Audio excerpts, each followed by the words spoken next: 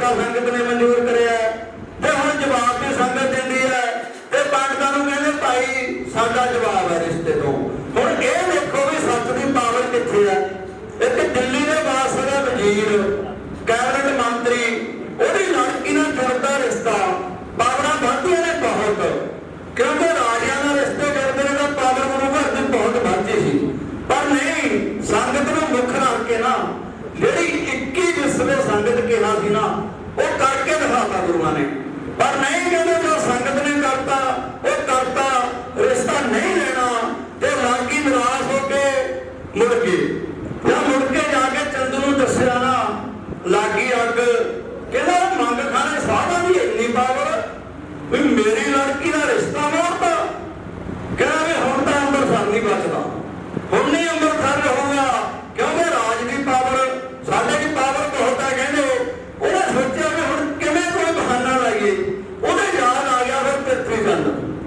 जदों गुरु अर्जन देव जी नूं गद्दी मिली है ना, पृथ्वी चंद ने चंदू ने राही अर्जियां दित्तियां सी जहांगीर कोले बहुत, पहला अकबर कोले फिर जहांगीर कोले बहुत दित्तियां सी भी मेरी गद्दी मेरी सी, ले गया अर्जन भी मेरी गद्दी मैनूं दवाई जावे।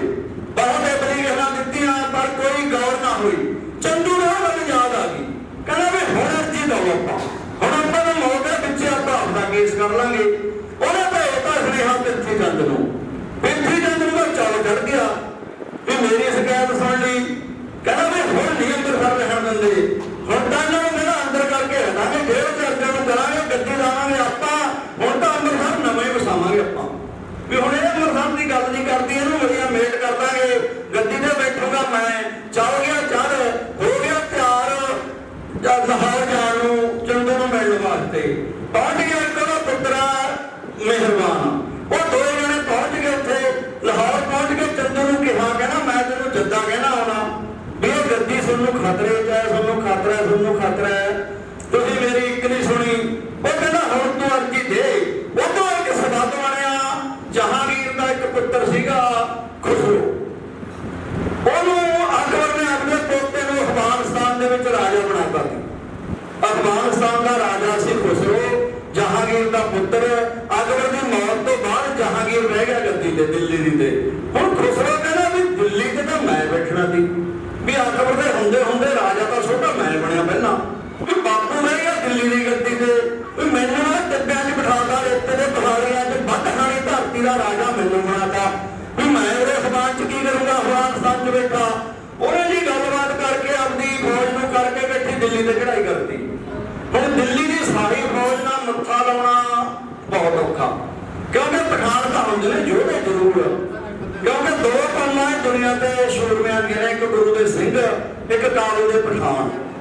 ਉਹਨੇ ਪਠਾਨਾਂ ਨੂੰ ਲੈ ਕੇ ਨਾਲ ਦਿੱਲੀ ਤੇ ਹਮਲਾ ਤਾਂ ਵੀ ਕਰਤਾ, ਪਰ ਸਾਰੀ ਫੌਜ ਤੋਂ ਹਾਰ ਖਾ ਕੇ ਭੱਜ ਗਿਆ।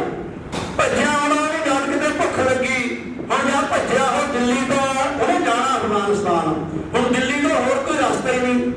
ਹਰਿਮੰਦਰ ਸਾਹਿਬ ਜਾ ਕੇ ਪਾਕਿਸਤਾਨ ਬਣਿਆ ਜਾਊਗਾ ਨਾ, ਅੰਮ੍ਰਿਤਸਰ ਜਾ ਕੇ ਆਹੀ ਜੀਟੀ ਰੋਡ ਆਉਂਦੀ ਹੈ ਜਿਹੜੀ ਸ਼ੇਰ ਸੂਰੀ ਨੇ ਬਣਾਈ ਹੈ, ਉਹ ਅੰਮ੍ਰਿਤਸਰ ਦੇ ਵਿੱਚ ਆ ਗਿਆ। ਹੁਣ ਫੌਜ ਵੀ ਭੁੱਖੀ ਹੈ, ਜਿਹੜੀ ਉਹਦੇ ਟੁਕੜੀ ਨਾਲ ਹੈ, ਆਪ ਵੀ ਭੁੱਖਾ ਹੈ। ਉਹਨੇ ਹਰਿਮੰਦਰ ਸਾਹਿਬ ਦੇ ਵਿੱਚੋਂ ਪ੍ਰਸਾਦਾ ਛਕਿਆ, ਗੁਰੂ ਤੋਂ ਅਸੀਸ ਲਈ ਤੇ ਆਪਣਾ ਉੱਥੋਂ ਚੱਲਦਾ ਬਣਿਆ। ਇੱਕ ਹੋਰ ਪ੍ਰਿਥਵੀ ਚੰਦ ਨੂੰ ਇਹ ਗੱਲ ਦਾ ਪਤਾ ਸੀ ਵੀ ਇਹਨੇ ਜਹਾਂਗੀਰ ਦੇ ਬਾਕੀ ਪੁੱਤਰ ਖੁਸਰੋ ਦੀ ਮਦਦ ਕਰੀ ਹੈ। ਹੁਣ ਪ੍ਰਿਥਵੀ ਚੰਦ ਕਹਿੰਦਾ ਵੀ ਗੱਲਾਂ ਤਾਂ ਬਹੁਤ ਨੇ, ਵੀ ਇੱਕ ਤਾਂ ਉਹਨੇ ਇਹ ਕੰਮ ਕਰਿਆ ਜਿਹੜਾ ਤੇਰੀ ਲੜਕੀ ਦਾ ਰਿਸ਼ਤਾ ਛੱਡਤਾ, ਇੱਕ ਉਹਨੇ ਮੇਰੀ ਗੱਦੀ ਖੋਲੀ, ਇੱਕ ਉਹਨੇ ਜਹਾਂਗੀਰ ਦੇ ਬੇਟੇ ਨੂੰ ਲੰਗਰ ਛਕਾਇਆ, ਉਹਦੀ ਮਦਦ ਕੀਤੀ, ਉਹਨੂੰ ਪੈਸੇ ਵੀ ਦਿੱਤੇ, ਤੇ ਇੱਕ ਉਹਨੇ ਗ੍ਰੰਥ ਰਚਿਆ ਜਿਹਦਾ ਉਹਦੇ ਵਿੱਚ ਪੰਡਤਾਂ ਦੀ ਵੀ ਤਹੀਨ ਹੈ ਤੇ ਮੁਸਲਮਾਨਾਂ ਦੀ ਵੀ ਤਹੀਨ ਹੈ। ਵੀ ਹੁਣ ਆਪਾਂ ਨੂੰ ਗੱਲ ਬਣ ਗਈ। ਉਧਰੋਂ ਜਹਾਂਗੀਰ ਖੁਸਰੋ ਦੇ ਮਗਰ ਫੌਜ ਲੈ ਕੇ ਆਉਂਦਾ ਉਹ ਵੀ ਲਾਹੌਰ ਆ ਗਿਆ, ਸਬੱਬ ਸਾਰੇ ਇਕੱਠੇ ਹੋ ਗਏ। ਹੁਣ ਲਾਹੌਰ ਦੇ ਵਿੱਚ ਖੁਸਰੋ ਦਾ ਰਾਹ ਫੜਿਆ ਗਿਆ, ਉਹ ਤਾਂ ਮਾਰਿਆ ਗਿਆ, ਕਿਉਂਕਿ ਰਸਤੇ ਦੇ ਵਿੱਚ ਹੀ ਮਾਰਿਆ ਗਿਆ ਫੜਨ ਤੋਂ ਬਾਅਦ। ਹੁਣ ਜਹਾਂਗੀਰ ਕੋਲੇ ਪਾਰਟੀ ਅਰਜੀ, ਕਹਿੰਦੇ ਜੀ ਆਹ ਇੱਕ ਅਰਜਨ ਦੇਵ ਹੈ, ਉਹਨੇ ਇੱਕ ਗ੍ਰੰਥ ਰਚਿਆ ਜਿਹਦੇ ਵਿੱਚ ਮੁਸਲਮਾਨ ਧਰਮ ਦੀ ਬਹੁਤ ਤਹੀਨ ਹੈ, ਵੀ ਨਾ ਕਿਸੇ ਹਿੰਦੂ ਨੂੰ ਬਖਸ਼ਿਆ ਨਾ ਪੰਡਤ ਨੂੰ ਬਖਸ਼ਿਆ, ਉਹਦਾ ਕਿਸੇ ਨੂੰ ਮੰਨਦੇ ਹੀ ਨਹੀਂ, ਨਾ ਕਿਸੇ ਦੇਵੀ ਦੇਵਤੇ ਨੂੰ ਮੰਨਦੇ ਨੇ, ਨਾ ਕਿਸੇ ਮੰਦਰ ਨੂੰ ਮੰਨਦੇ ਨੇ, ਨਾ ਮਸੀਤ ਨੂੰ ਮੰਨਦੇ ਨੇ। ਉਹਦਾ ਕਹਿੰਦੇ ਵੀ ਸਾਡਾ ਤਾਂ ਆਹੀ ਹੈ ਜੋ ਕੁਛ ਹੈ, ਵੀ ਗ੍ਰੰਥ ਹੈ ਇਹਦੇ 'ਚ ਤੁਸੀਂ ਰਾਜੇ ਆ, ਵੀ ਤੁਹਾਡੀ ਇਹ ਗੱਲ ਦੇ ਵਿੱਚ ਬਹੁਤ ਹੇਠੀ ਹੈ, ਵੀ ਇੱਕ ਮੇਰਾ ਉਹ ਰਾਜ ਦੱਬੇ ਬੈਠਾ, ਮੇਰੀ ਗੱਦੀ ਤੇ ਕਬਜ਼ਾ, ਤੁਸੀਂ ਨਾ ਕਹਿੰਦੇ ਰਾਜੇ, ਤੁਹਾਡਾ ਹੱਕ ਬਣਦਾ ਇਨਸਾਫ ਕਰਨਾ, ਮੈਨੂੰ ਇਨਸਾਫ ਦਿਵਾਓ। ਹੁਣ ਕਿਉਂਕਿ ਨੰਬਰਦਾਰ ਦੇ ਵੱਡੇ ਪੁੱਤ ਨੂੰ ਨੰਬਰਦਾਰੀ ਮਿਲਦੀ ਹੈ, ਰਾਜਾ ਦੇ ਵੱਡੇ ਪੁੱਤ ਨੂੰ ਰਾਜ ਮਿਲਦਾ। ਕਹਿੰਦਾ ਵੀ ਮੈਂ ਵੱਡਾ ਪੁੱਤ ਗੁਰੂ ਰਾਮਦਾਸ ਦਾ, ਵੀ ਗੱਦੀ ਲੈ ਗਿਆ ਅਰਜਨ, ਵੀ ਹੱਕ ਸੀਗਾ ਮੇਰਾ, ਵੀ ਇਹ ਵੀ ਮੇਰੀ ਸ਼ਿਕਾਇਤ ਆ, ਤੁਸੀਂ ਨਿਪਟਾਰਾ ਕਰੋ। ਜਹਾਂਗੀਰ ਕਹਿੰਦਾ ਬਿਲਕੁਲ ਠੀਕ ਹੈ ਗੱਲ। ਫਿਰ ਤੀਜੀ ਇਹ ਦੱਸਿਆ ਨਾ ਵੀ ਖੁਸਰੋ ਦੀ ਉਹਨੇ ਮਦਦ ਕੀਤੀ ਹੈ, ਤੇਰੇ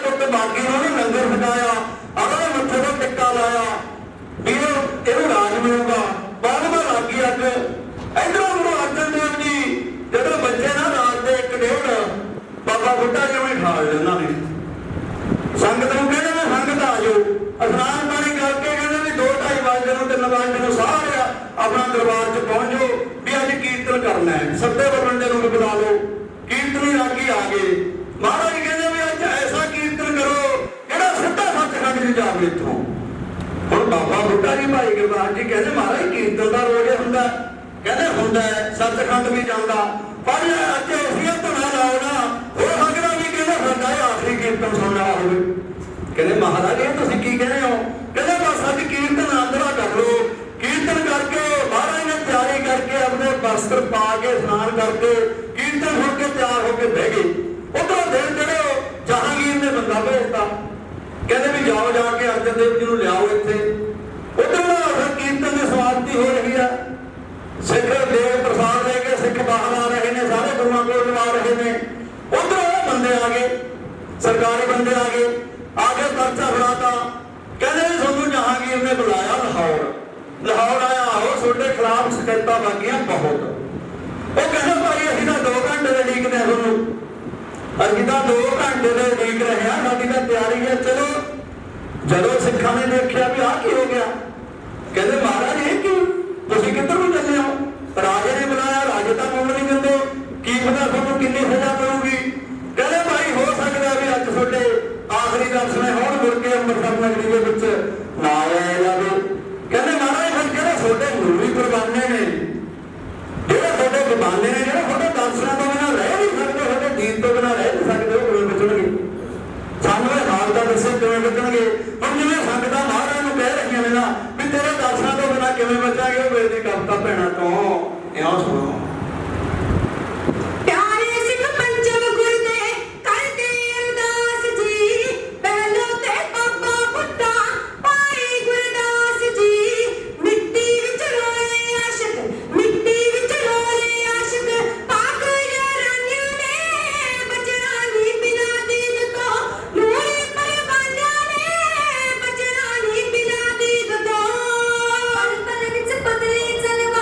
ਨੂਰੀ ਦਰਬਾਰ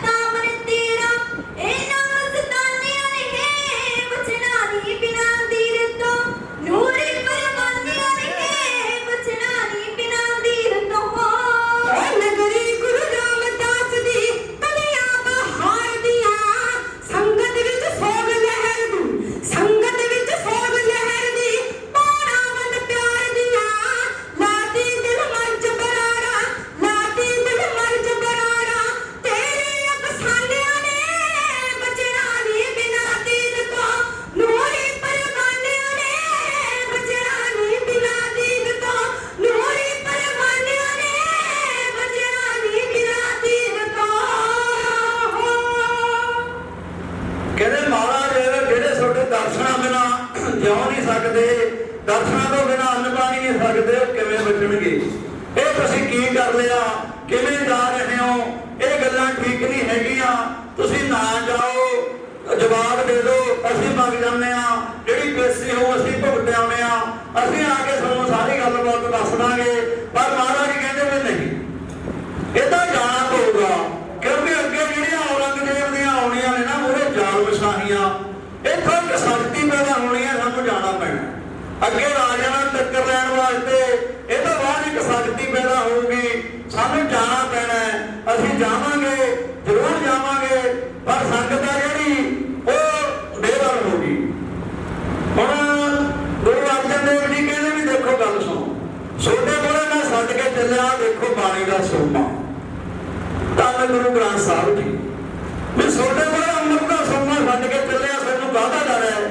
ਕੌਣ ਹੈ ਜਿਹੜਾ ਸਾਨੂੰ ਆ ਕੇ ਕੋਈ ਖਬਰਾਂ ਪੈਦਾ ਕਰ ਦੇ? ਵੱਡੇ ਵੱਡੇ ਰਾਜੇ ਮਹਾਰਾਜੇ ਆਉਣਗੇ, ਆ ਕੇ ਟੱਕਰਾਂ ਮਾਰ ਕੇ ਮੁੜ ਜਾਣਗੇ, ਤੁਹਾਡਾ ਕੋਈ ਬਾਲ ਬਿੰਗਾ ਨਹੀਂ ਕਰ ਸਕੂਗਾ। ਤੁਹਾਡੇ ਕੋਲ ਤਾਂ ਪਾਵਰਾਂ ਬਹੁਤ ਨੇ, ਅਸੀਂ ਤੁਹਾਡੇ ਹਾਜ਼ਰ ਹਾਂ। ਬਾਕੀ ਆਹ ਦੇਖੋ ਬਾਬਾ ਬੁੱਢਾ ਜੀ, ਹਰਗੋਬਿੰਦ ਨੂੰ ਲਾਇਓ ਟਿੱਕਾ, ਇਹਨਾਂ ਨੂੰ ਪਾਇਓ, 2 ਤਲਵਾਰਾਂ ਪਹਿਨ ਕੇ ਪਾਵਰ ਦਿਓ ਉਹਨਾਂ ਨੂੰ ਪੂਰੀ ਤੰਗੜੀ, ਇਹਦਾ ਸਾਰਿਆਂ ਦਾ ਮੁਕਾਬਲਾ ਕਰਨਗੇ, ਇੱਕ ਸ਼ਕਤੀ ਪੈਦਾ ਹੋਊਗੀ। ਤੁਸੀਂ ਘਬਰਾਓ ਨਾ, ਤੁਹਾਨੂੰ ਬਾਣੀ ਇੱਕ ਰੱਬੀ ਬਾਣੀ ਦੇ ਚੱਲੇ, ਇੱਕ ਰੱਬੀ ਨੂਰ ਦੇ ਚੱਲੇ, ਜਿਹਦੇ ਨਾਲ ਤਪਦੇ ਹਿਰਦੇ ਡਰਦੇ ਨੇ। ਹੁਣ ਸੰਗਤ ਨੂੰ ਜਿਵੇਂ ਧਵਾਸਾ ਦਿੰਦੇ ਨੇ, ਉਹ ਵੇਲੇ ਦੀ ਕਵਿਤਾ ਭੈਣਾਂ ਬੋਲਣਗੀਆਂ ਵੀ ਸੰਗਤ ਨੂੰ ਬਲ ਦਿੰਦੇ ਨੇ ਵੀ ਤੁਸੀਂ ਘਬਰਾਓ ਨਾ, ਅਸੀਂ ਜਾਵਾਂਗੇ, ਸਾਨੂੰ ਜਾਣਾ ਪੈਣਾ, ਇਹ ਭਾਣਾ ਮੰਨਣਾ ਪੈਣਾ। ਇਹ ਰਜਾ ਹੀ ਉਹਦੀ ਪ੍ਰਮਾਤਮਾ ਦੀ ਏਕਣ ਹੈ, ਕਿਉਂਕਿ ਇਹ ਜ਼ਰੂਰੀ ਹੈ। ਜਿਹੜੇ ਭਗਤ ਨੇ ਨਾ ਉਹ ਪ੍ਰਮਾਤਮਾ ਦੀ ਰਜਾ ਤੋਂ ਬਾਹਰ ਨਹੀਂ ਹੁੰਦੇ, ਜਿਹੜੇ ਬੰਦਗੀ ਵਾਲੇ ਨੇ ਉਹ ਪ੍ਰਮਾਤਮਾ ਦੀ ਰਜਾ ਤੋਂ ਬਾਹਰ ਨਹੀਂ ਹੁੰਦੇ। ਉਹ ਕਹਿੰਦੇ ਵੀ ਸਾਨੂੰ ਪੈਣਾ ਜਾਣਾ। ਤੁਸੀਂ ਉਹ ਗੁਰੂ ਗ੍ਰੰਥ ਸਾਹਿਬ ਦੇ ਲੜ ਲੱਗੇ, ਪਾਣੀ ਪੜਿਓ, ਤੁਹਾਨੂੰ ਕੋਈ ਖਤਰਾ ਨਹੀਂ, ਕੋਈ ਤੁਹਾਡੇ ਵੱਲ ਝਾਕ ਨਹੀਂ ਸਕੂਗਾ, ਕੋਈ ਤੁਹਾਡਾ ਬਾਹਰ ਬਿੰਗਾ ਨਹੀਂ ਕਰ ਸਕੂਗਾ। ਹੁਣ ਜਿਵੇਂ ਵਰ ਦਿੰਦੇ ਨੇ ਸੰਗਤ ਨੂੰ, ਉਹ ਵੇਲੇ ਦੀ ਕਵਿਤਾ ਭੈਣਾ ਇਉਂ ਬੋਲਣਗੀਆਂ।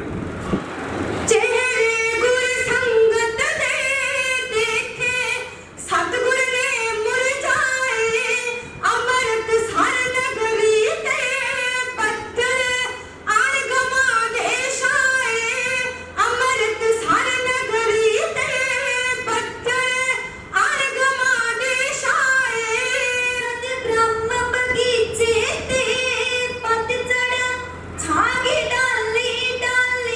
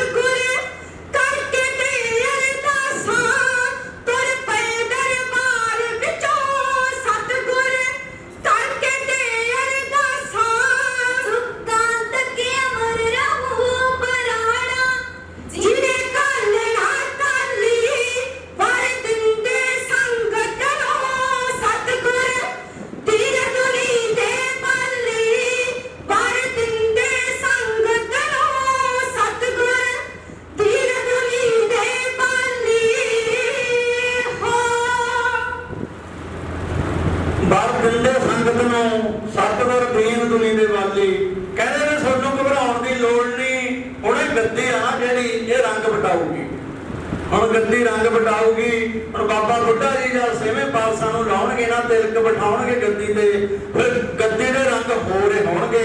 ਤੁਸੀਂ ਘਬਰਾਓ ਨਾ, ਅਸੀਂ ਜਾਵਾਂਗੇ, ਜਾਣਾ ਪੈਣਾ, ਜ਼ਰੂਰੀ ਜਾਣਾ, ਬਸ ਮਾਲਕ ਦਾ ਭਾਣਾ। ਸਾਨੂੰ ਜਾਣ ਦਿਓ। ਇੱਕ ਦੁਖੀ ਹਿਰਦਿਆਂ ਨੂੰ ਧਵਾਸਾ ਦੇਣ ਵਾਸਤੇ, ਗੁਰੂ ਗ੍ਰੰਥ ਸਾਹਿਬ ਦੀ ਬਾਣੀ ਨਾਲ ਜੁੜਨ ਵਾਸਤੇ ਬਚਨ ਕਰਕੇ ਜਦੋਂ ਤੁਰਨ ਲੱਗੇ ਨਾ ਤਾਂ ਫਿਰ ਬਾਬਾ ਬੁੱਢਾ ਭਾਈ ਗੁਰਦਾਸ ਵਰਗੀਆਂ ਰੱਬੀ ਰੂਹਾਂ ਨਾਲ ਜਾਣ ਵਾਸਤੇ ਤਿਆਰ ਹੋ ਗਈਆਂ। ਚੱਲ ਪਏ ਲਾਹੌਰ ਵੱਲ ਨੂੰ। ਜਦ ਲਾਹੌਰ ਪਹੁੰਚ ਗਏ ਨਾ ਫਿਰ ਚੰਦੂ ਦੇ ਦਰਬਾਰ ਦੇ ਜਹਾਂਗੀਰ ਦੇ ਦਰਬਾਰ ਦੇ ਵਿੱਚ ਪਹੁੰਚ ਗਏ। ਚੰਦੂ ਵੀ ਉੱਥੇ ਬੈਠਾ ਜਾ ਕੇ ਮਹਾਰਾਜ ਖੜ ਗਏ। ਉਹਨਾਂ ਨੂੰ ਤਾਂ ਇਹ ਕਿ ਵੀ ਝੁਕਣਗੇ, ਸਾਡੇ ਰਾਜੇ ਦੇ ਮੂਹਰੇ ਝੁਕਣਗੇ, ਵੀ ਇਹ ਆ ਕੇ ਨਮਸਕਾਰ ਕਰਨਗੇ। ਪਰ ਮਹਾਰਾਜ ਖੜ ਗਏ। ਜਦ ਜਹਾਂਗੀਰ ਨੇ ਦੇਖਿਆ ਨਾ ਉੱਪਰ ਨੂੰ ਮੂੰਹ ਕਰਕੇ, ਪਹਿਲਾਂ ਤਾਂ ਦਰਸ਼ਨ ਕਰਕੇ ਭੁੱਖ ਲੈ ਗਈ। ਫਿਰ ਕਹਿੰਦਾ ਵੀ ਤੂੰ ਆਇਆ ਅਰਜਨ? ਕਹਿੰਦਾ ਹਾਂ ਬਾਦਸ਼ਾਹ। ਕਹਿੰਦੇ ਅਸੀਂ ਅਰਜਨ ਹਾਂ, ਅਸੀਂ ਆ ਗੁਰੂ ਅਰਜਨ ਦੇਵ ਜੀ। ਕਹਿੰਦਾ ਵੀ ਤੈਂ ਕਹਿੰਦਾ ਵੀ ਗ੍ਰੰਥ ਲਿਖਿਆ? ਕਹਿੰਦਾ ਹਾਂ ਜੀ ਬਿਲਕੁਲ ਲਿਖਿਆ। ਕਹਿੰਦਾ ਵੀ ਫਿਰ ਕੀ ਗੱਲ ਮੁਹੰਮਦ ਸਾਹਿਬ ਨੂੰ ਭੁੱਲ ਗਿਆ? ਉਹਦੇ ਜਿਹੜਾ ਮੁਹੰਮਦ ਸਾਹਿਬ ਦੀ ਤਾਰੀਫ ਨਹੀਂ ਲਿਖੀ, ਕਿਉਂ ਲਿਖਿਆ ਉਹ? ਕਹਿੰਦਾ ਵੀ ਮੈਂ ਆਪਣੇ ਗੁਰਸਿੱਖਾਂ ਨੂੰ ਸੱਚਖੰਡ ਜਾਣ ਵਾਸਤੇ ਬਾਣੀ ਲਿਖੀ ਆ। ਕਹਿੰਦਾ ਵੀ ਕੀ ਗੱਲ ਮੁਹੰਮਦ ਸਾਹਿਬ ਦੀ ਬਾਣੀ ਨੂੰ ਸੱਚਖੰਡ ਲੈ ਕੇ ਜਾਂਦੀ? ਜਨਮ ਦੇ ਵਿੱਚ ਉਹ ਨਹੀਂ ਲੈ ਕੇ ਜਾਂਦੀ? ਕਹਿੰਦੇ ਵੀ ਲਿਜਾਂਦੀ ਹੈ ਬਿਲਕੁਲ। ਸੋਨੂੰ ਉਹ ਲਿਜਾਊਗੀ ਤੇ ਹਿੰਦੂਆਂ ਨੂੰ ਹਿੰਦੂ ਵੀ ਲਿਜਾਊਗੀ। ਇਹਦਾ ਵੀਰ ਜਿਹਨਾਂ ਦਾ ਪੱਕਾ ਜਿਹੜਾ ਧਰਮ ਚ ਪੱਕਾ ਜੁੜਿਆ ਹੋਇਆ ਉਹਨਾਂ ਨੂੰ ਉਹ ਲੈ ਕੇ ਜਾਊਗੀ। ਪਰ ਸਾਡਿਆਂ ਨੂੰ ਸਿੱਖਾਂ ਨੂੰ ਤਾਂ ਸਾਡਿਆਂ ਨੂੰ ਇਹ ਬਾਣੀ ਇਹ ਧੁਰ ਤੋਂ ਆਈ ਆ। ਕਹਿੰਦੇ ਵੀ ਤੁਸੀਂ ਕੁਰਾਨ ਦੀ ਕੋਈ ਆਇਤ ਨਹੀਂ ਲਿਖੀ ਵਿੱਚ। ਕਹਿੰਦੇ ਵੀ ਇੱਥੇ ਵਾਲੀ ਤਾਂ ਕੋਈ ਗੱਲ ਹੈ ਹੀ ਨਹੀਂ, ਇਹ ਤਾਂ ਸਿੱਧੀਆਂ ਧੁਰ ਤੋਂ ਗੱਲਾਂ ਆਈਆਂ ਨੇ। ਜੋ ਬਾਣੀ ਧੁਰੋਂ ਆਈ ਆ, ਬਾਣੀ ਧੁਰ ਕਰਨਾ ਹੋ ਆਈ। ਆਪਣੇ ਕੋਲ ਤਾਂ ਕੋਈ ਗੱਲ ਲਿਖੀ ਨਹੀਂ ਕਿ ਜੋ ਵੀ ਲਿਖਿਆ ਉਹ ਜੋ ਪ੍ਰਮਾਤਮਾ ਦੇ ਵੱਲੋਂ ਆਇਆ ਉਹ ਲਿਖਿਆ ਗਿਆ, ਦੂਜੀ ਤਾਂ ਕੋਈ ਗੱਲ ਨਹੀਂ ਲਿਖੀ। ਕਹਿੰਦਾ ਵੀ ਫਿਰ ਤੁਸੀਂ ਖੁਸਰੋ ਨੂੰ, ਮੇਰੇ ਪੁੱਤ ਨੂੰ ਬਾਗੀ ਨੂੰ ਕਹਿੰਦਾ ਲੰਗਰ ਆਪਣੇ ਲੰਗਰ ਛਕਾਇਆ? ਕਹਿੰਦੇ ਜੀ ਬਿਲਕੁਲ ਛਕਾਇਆ। ਕਹਿੰਦਾ ਵੀ ਕਿਉਂ ਛਕਾਇਆ? ਤੁਹਾਨੂੰ ਪਤਾ ਸੀ? ਕਹਿੰਦੇ ਵੀ ਗੱਲ ਸੁਣ ਲੈ ਮੇਰੀ, ਗੁਰੂ ਘਰ ਦੇ ਲੰਗਰ ਵਿੱਚ ਕੋਈ ਆ ਜਾਵੇ, ਤੇਰਾ ਬਾਪ ਵੀ ਛਕ ਕੇ ਗਿਆ। ਕਹਿੰਦੇ ਅਕਬਰ ਪਤਾ ਤੈਨੂੰ? ਉਹਨੇ ਵੀ ਗੁਰੂ ਗ੍ਰੰਥ ਸਾਹਿਬ ਤੇ ਕਹਿੰਦੇ ਟੀਕਾ ਟਿੱਪਣੀ ਕੀਤੀ ਸੀ। ਜਦੋਂ ਅਕਬਰ ਆਇਆ ਨਾ ਕਹਿੰਦੇ ਬਟਾਲੇ ਦੇ ਵਿੱਚ ਆਇਆ ਹੋਇਆ ਸੀ, ਉੱਥੇ ਵੀ ਚੰਦੂ ਉਹਨਾਂ ਨੇ ਸ਼ਿਕਾਇਤ ਕਰਤੀ ਵੀ ਇਹਨਾਂ ਨੇ ਇੱਕ ਗ੍ਰੰਥ ਲਿਖਿਆ ਜਿਹਦੇ ਵਿੱਚ ਮਿੱਟੀ ਮੁਸਲਮਾਨ ਦੀ ਪੇੜੇ ਪਈ ਘੁਮਿਆਰ ਵੀ ਬਹੁਤ ਤਬੀਰ ਤੇ ਹੋਇਆ ਦੂਜੇ ਧਰਮਾਂ ਦੀ। ਤਾਂ ਅਕਬਰ ਨੇ ਸੁਨੇਹਾ ਭੇਜਤਾ। ਕਹਿੰਦੇ ਵੀ ਤੇਰੇ ਬਾਪ ਨੇ ਵੀ ਸੁਨੇਹਾ ਭੇਜਿਆ ਸੀ ਵੀ ਗੁਰੂ ਗ੍ਰੰਥ ਸਾਹਿਬ ਨੂੰ ਲਿਆਓ। ਤਾਂ ਬਾਬਾ ਬੁੱਢਾ ਜੀ ਵਰਗੇ, ਭਾਈ ਗੁਰਦਾਸ ਵਰਗੇ ਸਿੰਘ ਗੁਰੂ ਗ੍ਰੰਥ ਸਾਹਿਬ ਨੂੰ ਲੈ ਕੇ ਬਟਾਲਾ ਸਾਹਿਬ ਚਲੇ ਗਏ। ਕਹਿੰਦੇ ਵੀ ਤੁਸੀਂ ਇਹਦੇ ਵਿੱਚ ਦੂਜੇ ਧਰਮਾਂ ਨੂੰ ਮਾਰਾ ਕਿਹਾ? ਸਿੱਖ ਕਹਿੰਦੇ ਬਿਲਕੁਲ ਨਹੀਂ ਕਿਹਾ। ਕਹਿੰਦੇ ਵੀ ਲਾਓ ਹੁਕਮਨਾਮਾ ਲਾਓ। ਸਿੱਖਾਂ ਨੇ ਹੁਕਮਨਾਮਾ ਲਿਆ। ਅੰਤਰਾਤਮਾ ਖੁਸ਼ ਹੋ ਗਈ ਅਕਬਰ ਦੀ। ਕਹਿੰਦੇ ਵੀ ਇੱਕ ਹੋਰ ਲਾਓ। ਦੂਜਾ ਹੁਕਮਨਾਮਾ ਲਿਆ, ਬਿਲਕੁਲ ਨਹੀਂ ਖੁਸ਼ ਹੋ ਗਿਆ। ਅਕਬਰ ਜਮਾਂ ਹੀ ਖੁਸ਼ ਹੋ ਗਿਆ। ਕਹਿੰਦੇ ਵੀ ਇੱਕ ਹੁਕਮਨਾਮਾ ਹੋਰ ਲਾਓ। ਜਦੋਂ ਤੀਜਾ ਹੁਕਮਨਾਮਾ ਲਿਆ ਨਾ ਬਸ ਫਿਰ ਨਾਦਰੀ ਨਾਦਰ ਨਿਹਾਲ ਹੋ ਗਿਆ ਅਕਬਰ। ਕਹਿੰਦਾ ਵੀ ਆਹ ਐਸੀ ਬਾਣੀ ਦਾ ਕਦੇ ਦੇਖੀਏ ਨਹੀਂ। ਤੇ ਚੰਦੂ ਬੈਠਾ ਸੀ ਕੋਲੇ, ਉਹ ਕਹਿੰਦਾ ਜੀ ਜਾਣ ਬੁੱਝ ਕੇ ਇਹ ਅੰਗ ਉੱਥੋਂ ਪਲਟਦੇ ਨੇ, ਪੱਤਰੇ ਪਲਟਦੇ ਨੇ ਵੀ ਜਿੱਥੇ ਸਿਫਤ ਹੋਵੇ ਦੂਜੇ ਧਰਮ ਦੀ। ਕਹਿੰਦਾ ਵੀ ਮੈਂ ਕੱਢ ਕੇ ਦਿੰਦਾ ਉੱਥੋਂ ਪੜਿਓ। ਜਾਂ ਫਿਰ ਚੰਦੂ ਨੇ ਕੱਢਿਆ ਨਾ, ਮਹਾਰਾਜ ਨੂੰ ਪ੍ਰਕਾਸ਼ ਕੀਤਾ, ਖੋਲਿਆ, ਫਿਰ ਉੱਥੋਂ ਕੀ ਆਇਆ? ਕੋਈ ਭੁੱਲੇ ਰਾਮ ਰਾਮ, ਕੋਈ ਖੁਦਾਏ, ਕੋਈ ਸੋਵੇ ਗੁਸਈਆ, ਕੋਈ ਅਲਾਏ। ਉਹ ਜਾਣਾ ਹੁਕਮਨਾਮਾ ਆਇਆ, ਅਗਰ ਦਾ ਸਿਰ ਝੁਕ ਗਿਆ। ਕਹਿੰਦਾ ਵੀ ਤੁਸੀਂ ਕਹਿੰਦੇ ਮਾੜਾ ਦੂਜੇ ਧਰਮ ਨੂੰ ਤਾਂ ਸਾਰਾ ਦੀ ਸਿਫਤ ਹੋ ਰਹੀ ਹੈ ਵੀ ਰਾਮ ਰਾਮ ਦੀ ਵੀ ਸਿਫਤ ਹੈ, ਖੁਦਾ ਦੀ ਵੀ ਸਿਫਤ ਹੈ, ਅੱਲਾ ਦੀ ਵੀ ਸਿਫਤ ਹੈ। ਇਹਦੇ ਚ ਕੌਣ ਕਹਿੰਦਾ ਮਾੜਾ? ਅਕਬਰ ਨੇ 5100 ਮੋਹਰ ਮੱਥਾ ਟੇਕ ਕੇ ਸੀਸ ਨਵਾਤਾ। ਕਹਿੰਦਾ ਜੀ ਕੋਈ ਗਲਤੀ ਨਹੀਂ, ਤੁਸੀਂ ਲੈ ਕੇ ਜਾਓ। ਕਹਿੰਦਾ ਫਿਰ ਤੇਰਾ ਬਾਪ ਅਕਬਰ ਆਇਆ ਗੋਇੰਦਵਾਲ ਸਾਹਿਬ। ਕਹਿੰਦੇ ਸੰਗਤਾਂ ਨੇ ਕੱਪੜਾ ਪਸਾਉਂਦਾ ਸੀ ਵੀ ਰਾਜੇ ਨੇ ਆਉਣਾ, ਨੰਗੇ ਪੈਰੀ ਆਉਂਦਾ ਗੁਰੂ ਅਮਰਦਾਸ ਕੋਲੇ, ਵੀ ਕੱਪੜਾ ਪਸਾ ਦੋ। ਤੇਰੇ ਬਾਪ ਨੇ ਕਹਿੰਦਾ ਕੱਪੜਾ ਪਰੇ ਕਰਾ ਦੋ ਵੀ ਨੰਗੇ ਪੈਰੀ ਤਾਂ ਹੈ। ਕਹਿੰਦੇ ਨੰਗੇ ਪੈਰੀ ਤੁਰ ਕੇ ਆਇਆ ਸੀ ਜਿੱਥੇ ਤੇਰਾ ਬਾਪ ਲੰਗਰ ਛਕਿਆ ਨਹੀਂ, ਮੇਰੇ ਪੁੱਤਰੇ ਛਕਿਆ, ਕੀ ਲੋੜ ਆ ਗਿਆ? ਤੇਰੇ ਬਾਪ ਨੇ ਵੀ ਸਾਡੇ ਲੰਗਰ ਛਕਿਆ, ਤੇਰੇ ਦਾਦੇ ਨੇ ਵੀ ਛਕਿਆ, ਹਮਾਜੂ ਨੇ ਗੁਰੂ ਅੰਗਦ ਸਾਹਿਬ ਜੀ ਕੋਲੇ ਖਡੂਰ ਸਾਹਿਬ। ਜੇ ਕਹਿੰਦਾ ਤੂੰ ਆ ਜੀ ਤੈਨੂੰ ਵੀ ਛਕਾ ਦਾਂਗੇ। ਜੇ ਤੇਰਾ ਪੁੱਤ ਸਾਡੇ ਕੋਲ ਲੰਗਰ ਛਕਿਆ, ਲੋੜਾ ਕੀ ਆ ਗਿਆ?